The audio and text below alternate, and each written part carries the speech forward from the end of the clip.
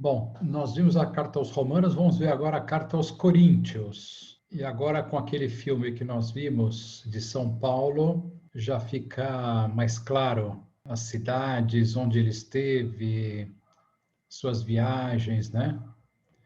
Então, onde que fica Coríntios? Fica na Grécia. A primeira carta de Paulo aos Coríntios foi escrita para uma comunidade cristã que Paulo conhecia bem. Corinto era uma cidade portuária importante no mundo antigo, com muitos templos dedicados aos deuses gregos e romanos. Era um grande centro econômico, e Paulo foi para lá estrategicamente como missionário. Ele morou lá 1 ano e meio e passou o seu tempo conhecendo as pessoas e conversando com elas sobre Jesus. Muitos começaram a seguir Jesus e iniciaram uma comunidade cristã. Você pode ler mais sobre isso no capítulo 18 do livro de Atos. Depois de um tempo, Paulo seguiu viagem para começar igrejas em outras cidades. Ele começou a ouvir relatos de que as coisas não iam muito bem na igreja de Corinto. A igreja estava passando por todo tipo de problemas e por isso ele escreveu essa carta. A carta é dividida em 5 partes principais, junto com a saudação final. Essas 5 partes correspondem aos 5 principais problemas que Paulo aborda. A carta é lida como uma coleção de ensaios curtos sobre temas diferentes, mas há ideias centrais que unem todas as partes. Eis o que ele fez em cada parte. Primeiro, ele descreve o problema.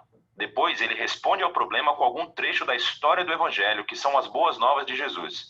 Ele mostra como as pessoas realmente não estão vivendo o que elas dizem acreditar. A essência dessa carta é a seguinte: devemos abordar todas as áreas da nossa vida através da lente do Evangelho. Vamos descobrir como ele faz isso. Nos capítulos 1 a 4, o problema apresentado é que há divisões na igreja. Depois que Paulo foi embora, outros mestres passaram pela cidade. Um cara chamado Apolo e, em seguida, Pedro. As pessoas decidiram escolher o seu mestre favorito e tornaram-se fãs daquele líder. Começaram a falar mal e desrespeitar quem favorecesse outro líder ou mestre. A resposta de Paulo foi meio sarcástica e afiada. Ele diz: vocês estão de brincadeira comigo. A igreja não é um concurso de popularidade. A igreja é uma comunidade de pessoas centradas em Jesus. Seus líderes e mestres são simplesmente servos de Jesus. Enquanto vocês podem preferir um líder ou outro, não vale a pena se dividirem e muito menos falar mal uns dos outros. O centro da igreja é Jesus e as boas novas sobre quem ele é e o que ele fez. Nos capítulos 5 a 7, Paulo aborda alguns problemas relacionados com o sexo. Havia várias pessoas dormindo com todo mundo na igreja. Um cara com a própria madrasta e várias outras pessoas ainda adorando os deuses gregos nos templos locais e fazendo sexo com as prostitutas que trabalhavam ali. Não só isso, mas havia pessoas na igreja que diziam que isso não era nenhum problema. Eles diziam: ei, somos livres em Cristo. A graça de Deus é infinita, não é? Então, sem problemas. Mas Paulo diz que não está tudo bem. Através do Evangelho, ele mostra que essa forma de pensar está errada. Ele diz: lembrem-se, em primeiro lugar, que Jesus morreu pelos seus pecados, incluindo a destruição de relacionamentos causada pela má conduta sexual. Se você é um cristão, a integridade sexual é uma das maneiras principais de respondermos à graça e ao amor de Jesus. Paulo também lembra que, assim como Jesus ressuscitou fisicamente dentre os mortos, os nossos corpos também serão erguidos dentre os mortos, o que significa o seguinte: se o seu corpo está sendo resgatado por Jesus hoje e eternamente, então o que você faz com o seu corpo é importante. É muito importante. Não é seu para fazer o que quiser. Paulo deixa isso muito claro. Ser um seguidor de Jesus também significa não comprometer a sua integridade sexual.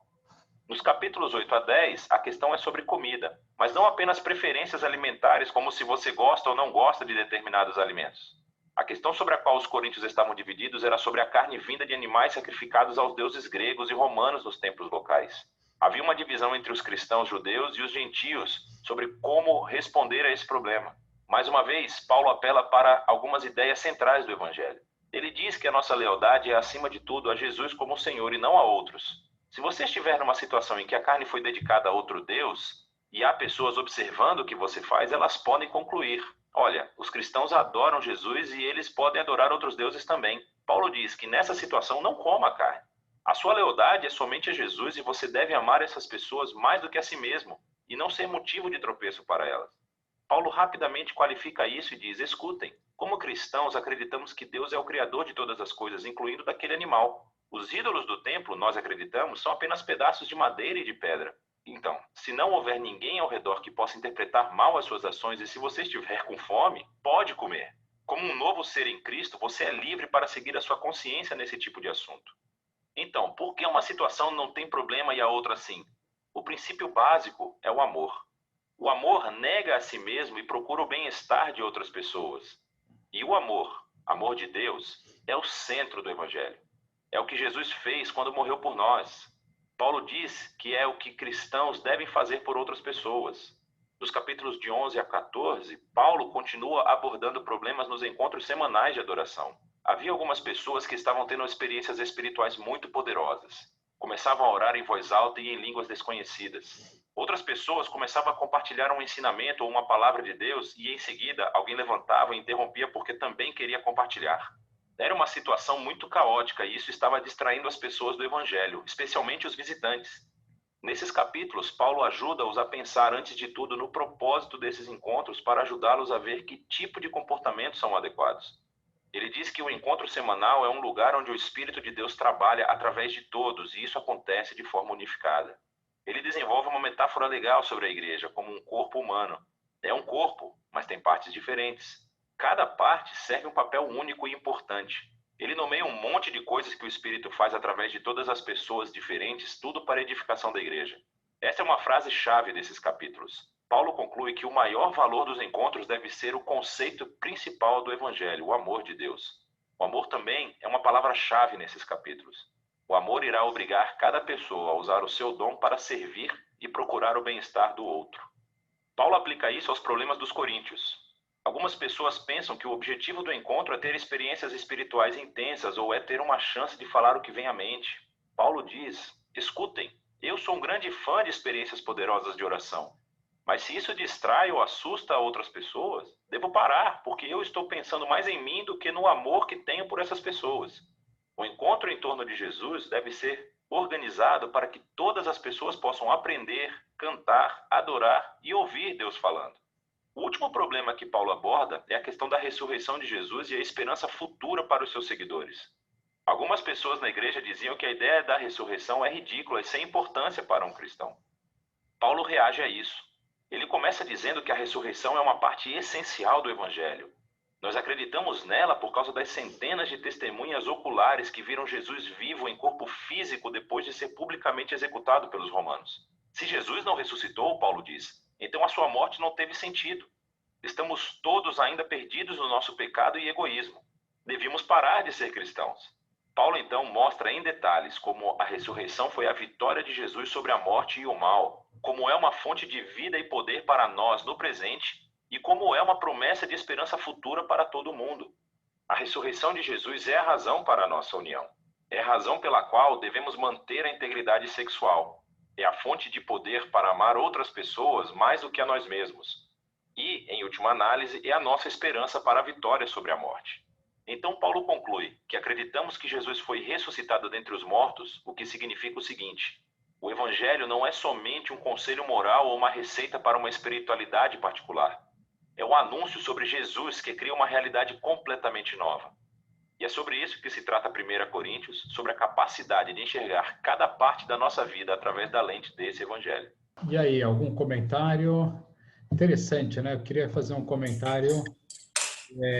A capacidade que São Paulo tem de análise, de interpretação, né, da palavra de Deus, porque agora ele está diante de situações concretas e aí ele vai ter que interpretar daquilo que ele ouviu e aprendeu o que é o essencial, né? Por exemplo, falar que o amor, né? O amor é o mais importante, né?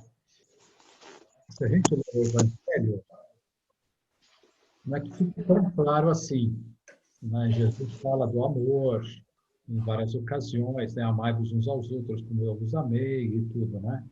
Agora, que isso seja, vamos dizer assim, o cerne de todo o ensinamento de Cristo. Então, bom, é lógico que São Paulo deve ter tirado muitas dúvidas com Barnabé, não é? Naqueles 9 anos que ele teve, vocês lembram? No que o filme fala que depois da conversão, ele tenta ir para Jerusalém, ele não é muito bem recebido, né? Porque fala, bom, como é que agora esse aqui que nos perseguia vai querer ser o nosso seguidor, né? Então, ele vai embora, vai lá para a cidade dele, lá em Tarso, e vive 9 anos lá, sendo trabalhando com o ofício dele, né, de tendas, né? Mas nesses 9 anos, com toda certeza, ele deve ter estudado muito a Sagrada Escritura, né? Deve ter, enfim, tirado dúvidas com quem podia, talvez ali com o Barnabé mesmo, mas também não sabemos quanto tempo ele esteve junto com Barnabé. Mas o fato, você vê assim que Deus dotou São Paulo para ser como que um primeiro teólogo, né? O primeiro teólogo, o primeiro intérprete da palavra de Deus, né? Com uma segurança, né? Você vê como São Paulo ele vai dizendo as coisas. São Paulo é um homem muito seguro, né? Você vai vendo, é um homem destemido, né? Um homem muito audaz, muito corajoso, um batalhador, um guerreiro, né? E um homem muito firme. E você vai vendo isso pelas palavras dele, né? Muitas qualidades de São Paulo. E essa doutrina, por exemplo, da ressurreição, muito interessante, né? Ele dizia, né? Se Cristo não ressuscitou, vã é a nossa fé, né? E nós somos os mais insensatos que existem no mundo, porque nós estamos seguindo Cristo, acreditando no que Cristo é Deus, e depois não é Deus, porque ele não ressuscitou. Ele coloca a ressurreição como algo muito importante. E por quê?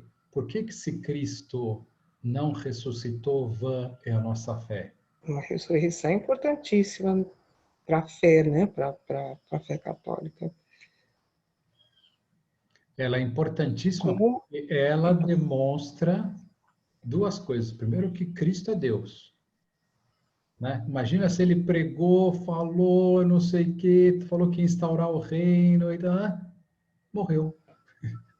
morreu ali e Foi ficou, quer dizer, vencido. teria que ressuscitar. Se ele só morresse, então, será que ele era Seria Deus? igual a todos os seres humanos, né? Todo ótimo, uma pessoa ótima, uma pessoa, né, extraordinária, tudo, mas um ser humano, né?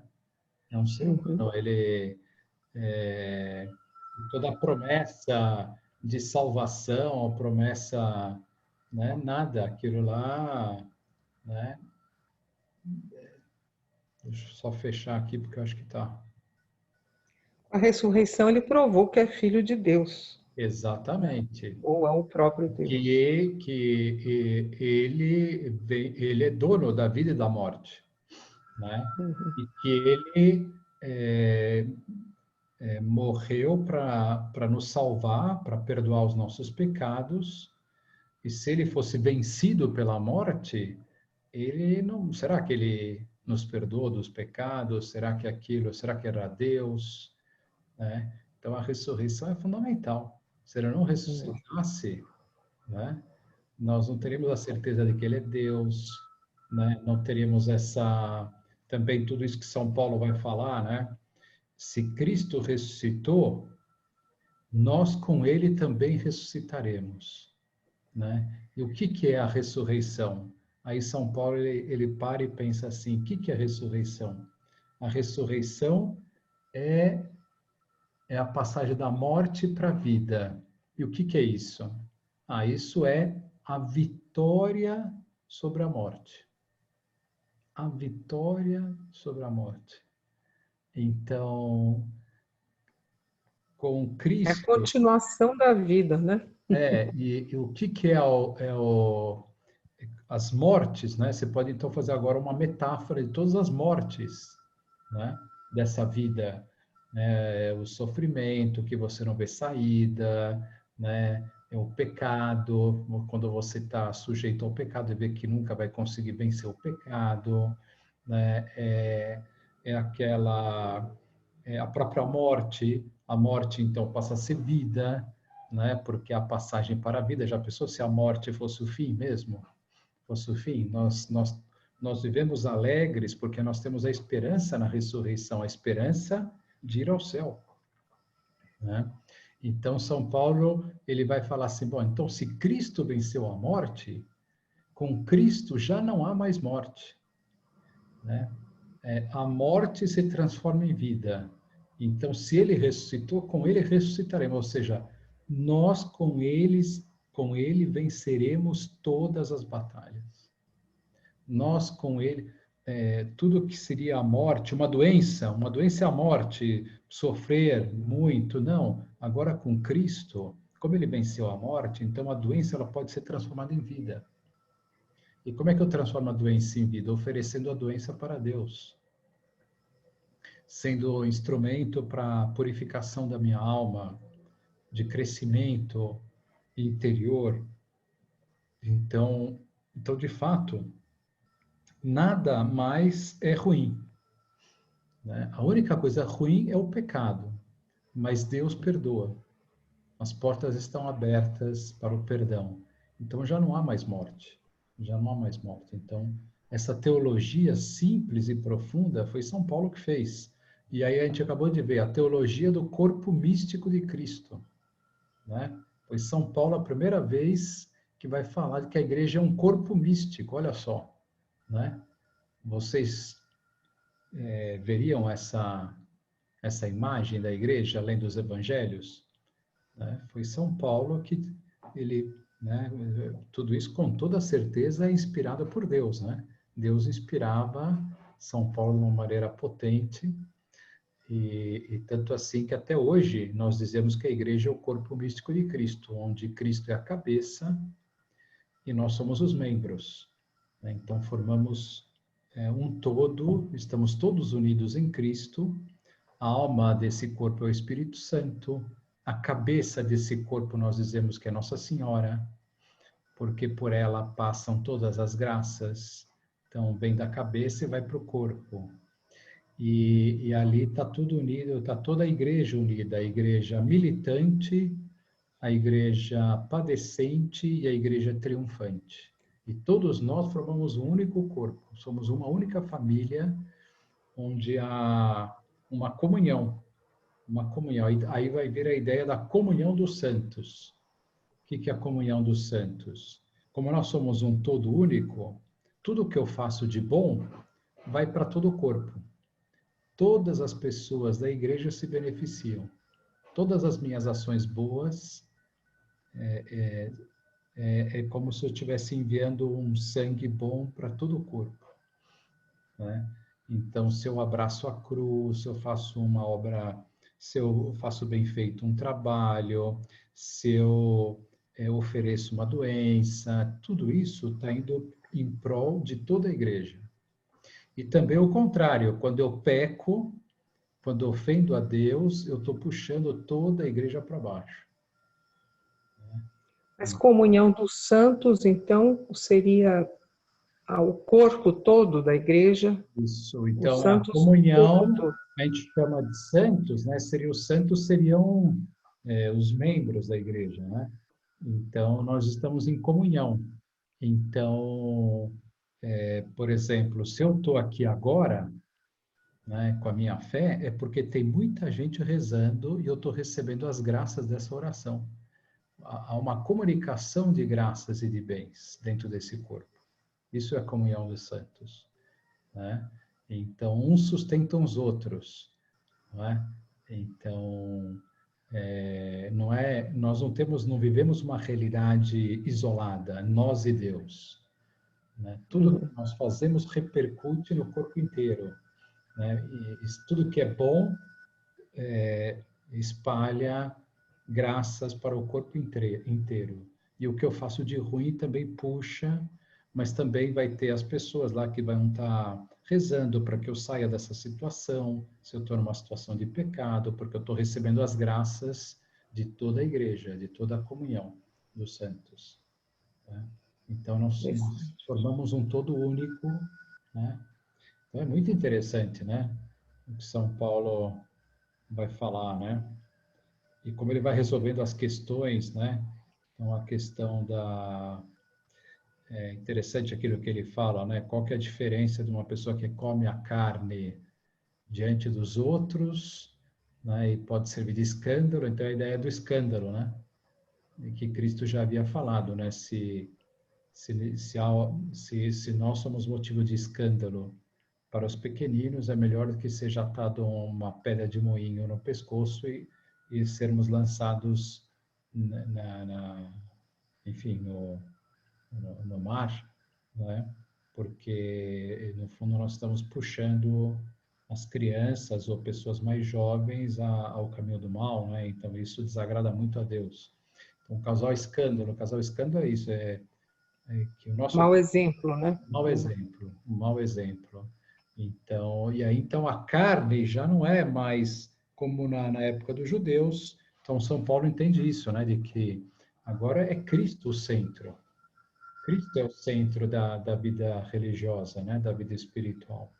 Então não importa tanto se a carne é como era no Antigo Testamento, se a carne é pura, se não é pura, se foi, né? É, não é isso que importa agora. Isso não tem importância. O que importa é você amar a Cristo, né? Que você ame a Cristo, né? Vamos para a segunda carta, então? Ô padre, só uma pergunta, por favor. Então, quando ele fala, por exemplo, da carne, ele está fazendo o paralelo que o corpo de Cristo, que é importante no momento, agora, para a gente. Também você Eu pode não entendi um pouco essa parte dos animais, sabe? Você Que lembra lá do Antigo? sacrificava. Você lembra lá no Antigo Testamento, né? Sacrificava o animalzinho lá na... Isso, Sim, eu lembro. então a carne que os judeus podiam comer era a carne sacrificada, né? Ah, tá. Ou a carne pura, né? Os animais Sim, puros, né? tá. Os animais puros e animais impuros. E agora, com a nova lei, com o ensinamento de Cristo, já não tem mais essa, né? Se você pode Entendi. comer a carne, se não pode, se a carne é de um animal puro, se não é de um animal puro, não é? Os judeus não comiam carne, não comem carne de porco, né? Não E, comiam e não comem, né? exatamente, não come carne de porco, porque o porco é considerado animal impuro, né? Uhum. Então São Paulo já vai dizer aqui que agora já isso não é mais importante, né? Entendi. Isso não é o essencial, é amar a Cristo, né? Tá. Segunda carta de Paulo aos Coríntios. Mesmo que seja chamado de segunda aos Coríntios em nossas Bíblias, há várias pistas dentro desta carta de que não foi a segunda coisa que ele escreveu para a igreja primitiva de Corinto. Paulo iniciou essa comunidade de Jesus em Corinto um tempo antes de uma das suas viagens missionárias. Você pode ler a história no livro de Atos, capítulo 18. E após continuar a viagem, Paulo recebeu um relato de que as coisas não estavam indo bem por lá. Então ele escreveu uma carta que chamamos de Primeira aos Coríntios, para corrigir esses problemas, e parece que muitos na igreja rejeitaram os ensinos de Paulo naquela carta e se rebelaram contra a sua autoridade. Assim, aprendemos que nessa carta que Paulo tinha feito, pessoalmente, o que ele chama de uma visita dolorosa. Depois disso, ele enviou uma carta que diz que foi escrita com angústia e lágrimas. E, depois de todas essas medidas, a maioria dos coríntios, mas não todos, percebeu a sua arrogância e pediu desculpas a Paulo. Eles queriam se reconciliar. Então Paulo escreveu essa carta para assegurar-lhes do seu amor e compromisso com eles. A carta foi projetada com 3 seções principais, cada uma abordando um tópico distinto. Paulo primeiro finaliza a sua reconciliação com os coríntios. Depois, nos capítulos 8 e 9, ele aborda o tema da generosidade esquecida. E nos capítulos finais, Paulo desafia os coríntios restantes, aqueles que ainda o rejeitam. Vamos nos aprofundar e ver como tudo funciona. Então, Paulo começa agradecendo a Deus de toda a misericórdia e conforto que trouxe paz e coragem para ele e os coríntios durante essa época de divisão e disputa. Ele reconhece que as coisas estão tensas desde aquela visita dolorosa. E claro que ele os perdoou e quer um relacionamento aberto e honesto. Mas por que eles tinham rejeitado Paulo? Bom, descobrimos mais adiante nessa carta que os coríntios tinham ignorado Paulo como líder. Ele era pobre e tinha uma vida escassa através do trabalho manual. Ele estava sob constante perseguição e sofrimento. Muitas vezes estava sem casa. E ainda por cima, ele não era um orador público muito impressionante. Assim, quando os coríntios foram expostos a outros líderes cristãos mais ricos e impressionantes, começaram a desconsiderar Paulo. Na verdade, estavam com vergonha dele. Então, Paulo responde primeiro mostrando que a importância dada a esses líderes, simplesmente por causa de sua riqueza e eloquência, é uma traição a Jesus. Isso mostra um sistema de valores totalmente distorcido. A verdadeira liderança cristã, diz Paulo, não se trata de status ou autopromoção. Paulo descreve a si mesmo e aos outros apóstolos como escravos cativos do Rei Jesus que os conduz em direção a uma procissão de triunfo. O trabalho de Paulo não é impressionar outros, mas sim apontar as pessoas para aquele que é impressionante, Jesus. Então ele alude a uma exigência recente dos coríntios, querendo que ele fornecesse algumas cartas de recomendação para provar a sua autoridade e credenciais. E isso é ridículo para Paulo. A igreja em Corinto nem existia se ele não a tivesse começado. É por isso que ele diz que eles próprios são a sua prova de liderança genuína. Eles são a sua carta de recomendação. Ele inteligentemente cita os profetas Jeremias e Ezequiel, dizendo que o Espírito de Deus escreveu a sua carta de recomendação dos seus corações como seu povo da nova aliança. Os coríntios não deveriam precisar de mais provas além dessa. Quanto à menção à nova aliança, isso leva Paulo a uma longa comparação entre a antiga aliança entre Deus e Israel, mediada por Moisés, e a nova aliança entre Deus e os coríntios, mediada por Jesus Cristo e pelo Espírito. A antiga aliança feita no Monte Sinai foi verdadeiramente gloriosa. Ela fez o próprio Moisés brilhar com a glória de Deus, mas essa glória acabou por desaparecer. Sem mencionar o fato de que as leis dessa aliança foram ineficazes na verdadeira transformação de Israel. Mas a nova aliança, por comparação, é ainda mais gloriosa, porque o Jesus ressuscitado é a própria glória de Deus e vive para sempre.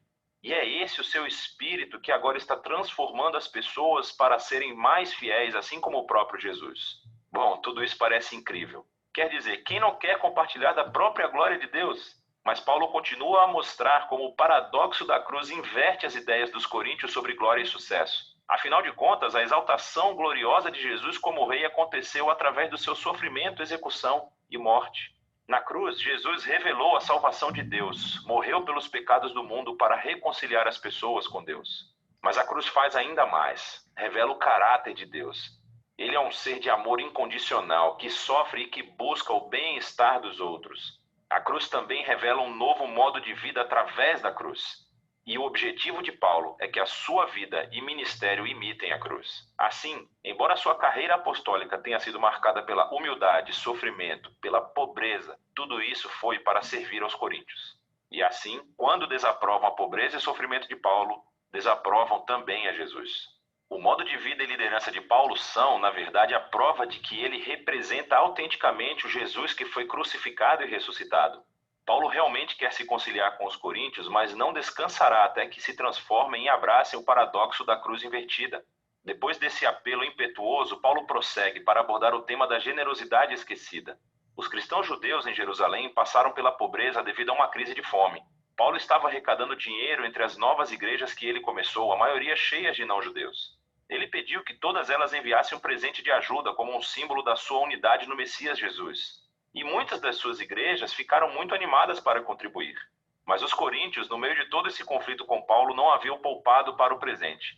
E para Paulo, isso não é só sobre dinheiro, é um sinal de que os coríntios não foram transformados pelo Evangelho de Jesus, que na sua essência é uma história de generosidade.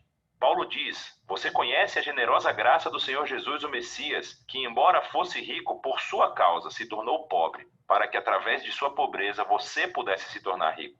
Ele conta a história do Evangelho através de metáforas financeiras. E ele se rebaixou para morrer como um escravo pobre, para que outras pessoas arruinadas pelo pecado e pela morte pudessem ser exaltadas e se tornassem ricas por meio da graça de Deus. Ser um cristão é permitir que essa história entre profundamente em sua mente e em seu coração, e é deixar que ela o transforme em alguém mais generoso, mais disposto a partilhar a sua vida e os seus recursos para auxiliar o próximo. Na seção final da carta, Paulo chama a atenção à principal fonte de seu conflito com os coríntios, aquele espantoso grupo de líderes que ele, de maneira sarcástica, denomina de superapóstolos.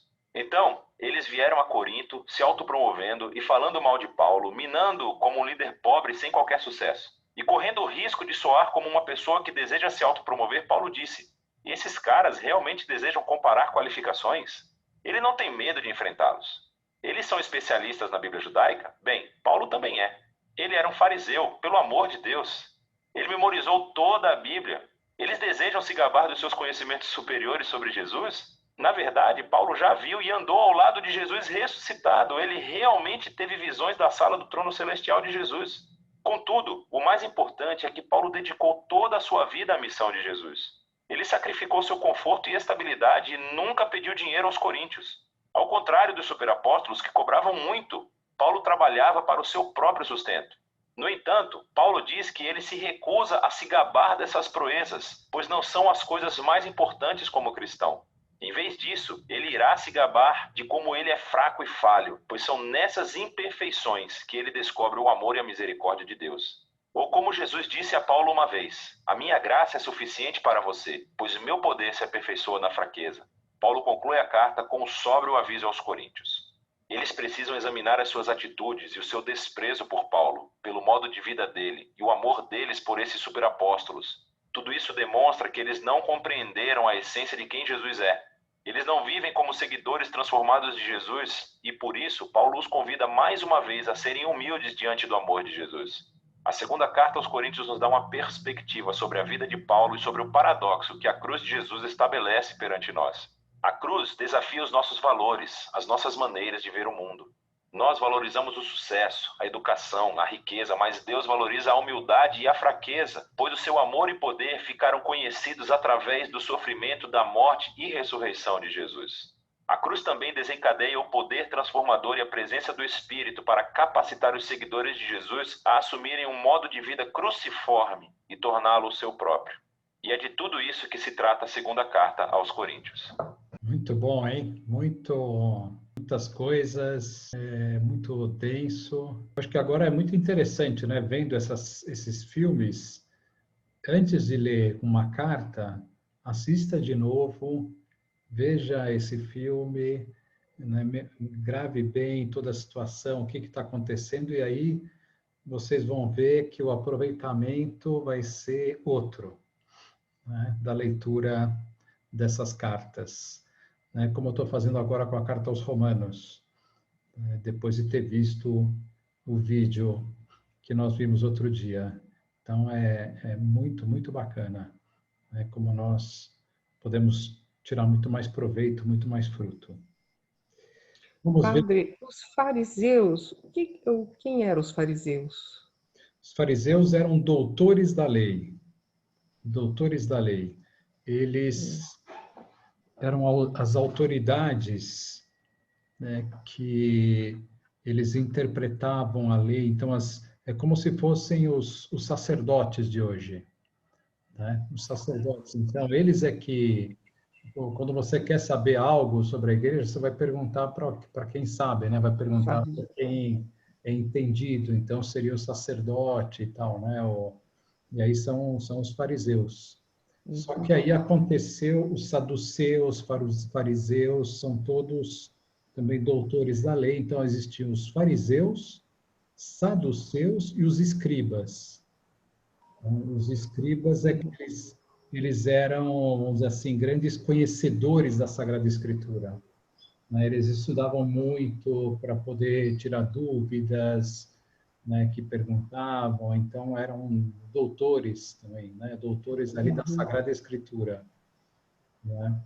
Então, e aí quando Cristo vem à Terra, o que acontece é que os fariseus, eles estão em uma situação de soberba, né, uma situação de estarem ali se jactando, de serem intérpretes da lei, né, de serem como se fosse uma casta especial, e essa soberba que vai entrar em choque com Cristo, né? E eles não vão aceitar, né, que Cristo seja o próprio Deus, porque Cristo vem de uma cidade desconhecida. Isso é o pobre, né? O pobre é né, quem é você para... Você não é fariseu, você não tem, né? Quem é você para nos ensinar as coisas? Né? E depois eles tinham reduzido a lei a uma série de prescrições minuciosas, que era muito mais, vamos dizer assim, picuinha, né? Isso, se andar tantos passos, então você já não está vivendo o sábado. né? E não sei o quê, colocar tudo assim, regrinhas, e deixando a lei totalmente engessada, né?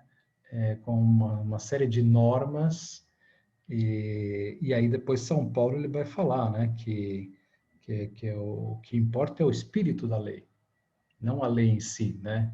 Você cumprir estritamente aquela lei, né, que eles haviam formulado e tal, né? Não é isso, né? Então aí também São Paulo ele vai falar que o que importa mesmo não é a lei em si, mas a fé, né? A lei é uma ajuda de Deus que foi bastante reduzida com os 10 mandamentos, né? Ficando com Cristo, sobretudo os 10 mandamentos, as bem-aventuranças, né? E todos aquele conjunto, né? De regras e de, né? Se você estava vivendo de acordo com Deus, Cristo vai entrar em choque com os fariseus inúmeras vezes, né? Vai chamar eles de sepulcros caiados. Vocês lembram disso ou não? Né? Que são como são sepulcros que são pintados de branco, né? Mas por dentro tudo podridão, né? Tudo estavam longe de Deus, né? Porque eles amavam a Deus, na verdade não amavam, porque eram pura vaidade, eram regras, então o coração estava longe de Deus. Aí Cristo vai falar isso, né? E aí vai ficar muito mais claro quando Cristo vem à Terra que o que importa é o coração, né? Porque até no Antigo Testamento está muito, vamos dizer assim, a lei está muito voltada para o exterior, cumprimento né, das leis e tal, eram obras que você via externamente se as pessoas faziam ou não faziam, mas não se falava tanto do coração, do que está dentro do coração humano. E aí Cristo ele vai ressaltar que agora na nova lei o que importa mesmo é o coração, né? Misericórdia quero e não sacrifício, ele vai falar, né? Eu quero a misericórdia é a miséria do coração. Então eu quero o coração e não tanto o sacrifício, né? Tem que fazer tanto sacrifício e fazer tantas penitências e tal, não, mas o que importa é o coração. Se você me ama, e aí ele vai perguntar para Simão Pedro, Pedro, tu me amas, né? Aí, 3 vezes, né? Pedro, tu me amas, né? E aí tu sabes tudo, Senhor, tu sabes que eu te amo. E aí Jesus o constituiu o primeiro papa, apesar de ter ofendido a Deus, né? Se fosse na lei antiga ou na lei dos fariseus, Pedro tinha que ser condenado, né? Talvez até apedrejado, né? Mas agora na nova lei, né? Cristo, que é a lei da perfeição, né? Porque até então era uma pedagogia para que o exterior entrasse no interior, né? Começava, como é que eu vou mudar o coração humano? Eu vou mudar o coração humano começando por fora, né? Com uma série de prescrições, com a pureza, mesmo a pureza externa, tal, dos animais e tal, para entrar essa pureza dentro do coração humano. Então, agora que eles já estão preparados para receber a perfeição da lei, que é a perfeição do coração, então agora eu vou ensinar a perfeição do coração, né? Ouvistes o que foi dito, amai, fazer o bem, olho por olho, dente por dente. Agora vos digo, amai os vossos inimigos. Isso é o coração, né? O coração que leva a amar um inimigo, fazer o bem aos que perseguem, né? Isso era inadmissível no Antigo Testamento, né? Quem era, né, a favor dos judeus, então eram bem tratados. Quem não eram, né, não eram bem tratados, né? Então, mas enfim, tudo isso fazendo parte dessa pedagogia divina de preparar aqueles bárbaros, né? Bárbaros, um povo que mereceu ser destruído com o dilúvio, né? De tão afastado que estavam de Deus, até que Deus então começa a reconstruir tudo através de Abraão, formando um povo para resgatar, né, toda a bondade, né, no máximo possível do coração humano. Muito bem, então acho que agora já está tarde, vamos ficar por aqui. E até quinta-feira. Fala. Quinta. Não, eu ia falar que no fundo é a humildade, né, padre? Exatamente. Porque a partir da humildade você consegue ser generoso, você consegue atingir vários. Exatamente. Parece que o humilde está mais próximo de Deus. A impressão que dá. A gente fala assim que no céu, no inferno, tem muita gente boa. Mas não... Não tem ninguém humilde.